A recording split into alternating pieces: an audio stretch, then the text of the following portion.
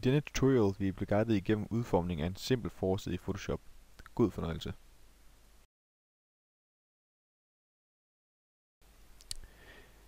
Vi starter med at trykke File, og herefter New, og genvejstasten er til, det er Ctrl N på PC og Command N på Mac. Herefter så åbnes der et vindue. Her kan vi navngive vores projekt. Det kalder vi forside. Herunder der er nogle presets. Den står til International Paper, og det er også det, den skal. Hvis den ikke gør det, så kan I se på drop-down-menuen her og finde den. Herunder der er forskellige sizes, som man kan se her. Vi skal arbejde med A4, så det vælger vi. Derudover så skal vi også vælge en color mode. Der er igen forskellige modes at vælge imellem. Der er blandt andet RGB color, som er til webvisning. Vi skal bruge smyk colors, fordi det er til print, så det vælger vi og trykker OK. Herefter så åbnes dokumentet. Vi kan så trykke Ctrl 0 eller Command 0 for at få dokumentet til at passe til vores skærm. Det næste vi skal gøre, det er at tilføje et billede til vores projekt. Og måden man gør det på, det er simpelthen bare ved at lokalisere billedet. Det har vi her i en mappe. Det her billede. Og den nemmeste måde at få det ind i Photoshop på, det er simpelthen bare at trække det direkte fra mappen og over i Photoshop. Så det gør vi. Og så vi kan se, så lægger det sig ind på vores dokument. Og hvis I kigger over i jeres højre side, så vil I se, at der er kommet et nyt lag, som det hedder i Photoshop. Vi har vores baggrund, og ovenpå det, der ligger et nyt lag. Photoshop det er nemlig så smart, at det arbejder med lag, så det vil sige, at man ved at markere de forskellige lag, kan arbejde udelukkende i det lag, og lave rettelser i det, uden at det påvirker nogle af de andre lag. Tilbage til billedet.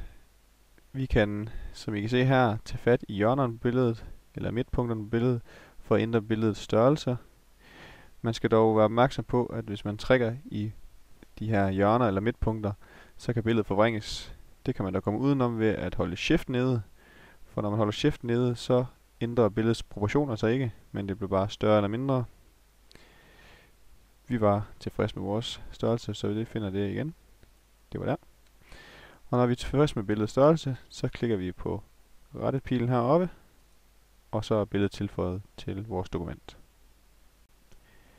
Ønsker vi senere at ændre på billedets størrelse igen, eller flytte rundt på billedet, så er der selvfølgelig også mulighed for det.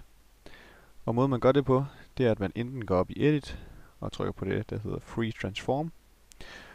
Eller også så bruger man genvejstasten, som på PC er Ctrl T, og på Mac er Command T. Og når man bruger den genvejstast, så får man igen boksen rundt om sit billede, og har igen muligheden for at ændre størrelsen på billedet. Og man har samtidig også muligheden for at flytte rundt på billedet. Det gør man simpelthen bare ved at tage fat i billedet og trække det rundt. Jeg vil gerne have billedet en lille smule højere op. Cirka her. Når jeg er tilfreds med det, så gør jeg så igen som før. Trykker på rettepilen, og billedet er tilføjet på den nye placering. Udover det nuværende billede, så vil vi også gerne tilføje Aalborg Universitets logo. Og det gør vi så igen ved at finde billedet, vi gerne vil sætte ind. Trækker det ind i Photoshop. Og igen, så har vi muligheden for at gøre billedet større og mindre, eller flytte rundt på det. Jeg vil gerne have det lidt længere ned på siden. Jeg vil gerne have det lidt større. Så holder jeg igen Shift inde. Trækker det større til cirka der omkring. Og når jeg er tilfreds med placeringen af det, så går jeg igen op og trykker på rettepilen. Kigger man ud i den højre kolonne, så vil man se, at der nu er kommet et nyt lag, som er vores logo. Og under det lag, der ligger det billede, vi arbejdede med før. Har man nogle problemer med at rykke rundt med det billede, man gerne vil rykke rundt med, så er det højst sandsynligt, fordi man ikke har valgt det lag, som man gerne vil arbejde med. Så det er vigtigt, at når man arbejder med et bestemt lag, at man så har markeret det. Lige nu der arbejder vi med logoet, så derfor er det nødvendigt at have det lag aktiveret. Kigger vi på vores logo igen, så kan vi se, at vi måske ikke har fået det placeret så centralt, som vi godt kunne tænke os. Og det er der selvfølgelig et værktøj for i Photoshop, som man kan benytte sig af. Går vi ud i vores venstre kolonne, så er der her en boks med nogle stiplede linjer, som hedder Rectangular Marquee Tool. Når vi vælger den, så har vi muligheden for at markere et område. Og det vi gør, det er, at vi trækker en boks rundt om vores dokument. Det gør vi ved at trykke ud for dokumentet, holde museknappen nede og trække hele vejen rundt om dokumentet. Og som I kan se, så er der nu en stiplet linje rundt om hele dokumentet, hvilket indikerer, at vi har markeret hele dokumentet. Efterfølgende så har vi så mulighed for at centrere vores logo ved at gå op og vælge ikonet i venstre kolonne igen, som hedder Move Tool. Det er det øverste ikon her. Når vi trykker på det, så får vi en ny række muligheder heroppe i den øvre kolonne.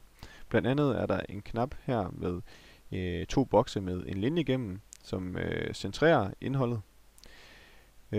Og det giver os mulighed for, når vi har markeret vores logo, at centrere det inde i den markering, vi har lavet. Så når vi trykker på ikonet heroppe, så centreres logoet i forhold til vores markering.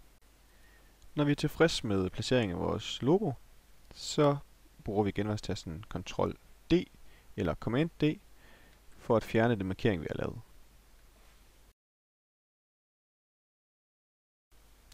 Det næste vi så gerne vil, det er at tilføje en overskrift til vores forside. Og måden vi gør det på, det er at gå over i vores venstre kolonne igen og finde det der Type Tool. Det er ikonet med T på, og genvejstasten hertil, det er T. Vi trykker. Og det vi så gør herefter, det er simpelthen bare at klikke på vores dokument, der cirka der, hvor vi gerne vil have vores overskrift til at være. Og som I kan se, så får vi nu mulighed for at skrive en overskrift. Vi kalder vores projekt kommunikation, og trykker derefter på rettepilen heroppe. Ønsker man at ændre på ens overskrifts størrelse, skrifttype eller farve, så er der selvfølgelig mulighed for det. Og måden man gør det på, det er at gå ud i vores højre kolonne, finde laget vi arbejder med. Det er her, hvor vi kan se, at der er et T-ikon, som indikerer, at det er Type Tool. Vi dobbeltklikker på det. Det markerer vores overskrift. Nu har vi så mulighed for at blandt andet finde en anden slags skrifttype. Jeg var tilfreds med den, jeg havde før, så det finder jeg igen. Vi har mulighed for at give det en anden størrelse. Og vi har også mulighed for at give det en anden farve. Som I kan se her, så kan man selv bestemme farven ved at trække rundt her i boksen. Vi kan rykke op og ned her for at ændre farverne. Jeg kunne godt tænke mig, at farven vi benyttede os af, det var en farve, som allerede var på forsiden. Og det gør man simpelthen bare ved at trække musen ud på forsiden. Så får man en pipette frem, og så trykker man simpelthen bare på den farve, man godt kunne tænke sig. Jeg kunne godt tænke mig en lyseblå. Jeg trykker på den lyseblå. Og derefter trykker vi OK.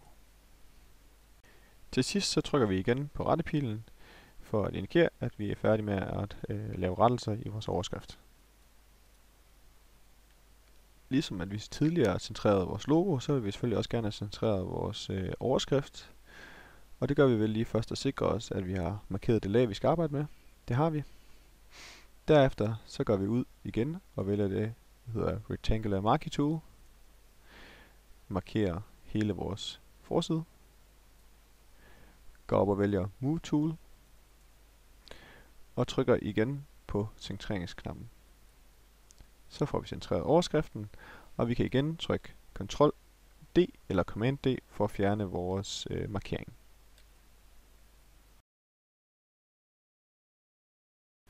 Senere i processen så kan vi godt tænke os at få tilføjet noget ekstra tekst til vores forside. Blandt andet så vil vi gerne have gruppemedlemmens navn og vejlederens navn hernede på siden. Og derudover så kan vi godt tænke os, at der var en klar opdeling mellem designet og den information, vi gerne vil give hernede. Og en af måder, man gør det på, det er ved at lave en linje, som ligesom opdeler de to ting fra hinanden. Der er flere forskellige muligheder, når man gerne vil lave en linje. En af de nemmeste muligheder, det er, at man bruger det, der hedder Rectangular Tool, som er den her kasse over i den venstre kolonne. Og genvejstasten her til, det er U. Når vi trykker på den, så kan vi lave kasser i Photoshop. Først og fremmest så kan vi lige gå op og finde ud af, hvilken farve vi gerne vil have vores linje til at være. Jeg kunne godt tænke mig, at det igen var en farve, som jeg havde brugt allerede i forvejen i vores dokument. Så jeg åbner igen her farvepaletten ved at trykke på det ikon her. Så kommer den boks frem, vi havde frem før, og igen, så kan jeg gå ud og trykke på den farve, jeg godt kunne tænke mig. Denne gang vil jeg gerne have den skal være orange, så det trykker jeg på, og trykker OK. Og så kan jeg trykke her igen på farveikonet for at få drop-down-menuen væk igen. Det næste jeg gør, det er så at tegne stregen, og det gør jeg bare ved at tage fat, trykke på dokumentet og trække en boks ud.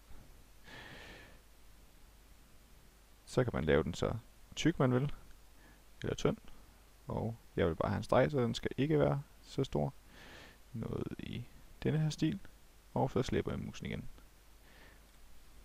Og ligesom i de andre tilfælde, så går vi igen op og vælger Rectangular Marquee Tool, markerer hele dokumentet, tager fat i Move Tool, sørg for at vi har markeret det lag vi gerne vil arbejde med, i det her tilfælde linjen, det har vi, og trykker på centreringsknappen. Og linjen er dermed centreret i vores dokument. Vi trykker igen Ctrl D eller Command D for at fjerne vores markering, og har nu lavet en fin opdeling mellem vores design og den information vi gerne vil give nedenfor. Nu kan vi så tilføje en underoverskrift til vores forside, og vi kan få tilføjet teksten med vores navne og vores vejleders navn nederst på siden. Det færdige resultat det skulle gerne se nogenlunde sådan her ud. I kan nu benytte nogle af de mest basale værktøjer i Photoshop. Tak fordi I kiggede med.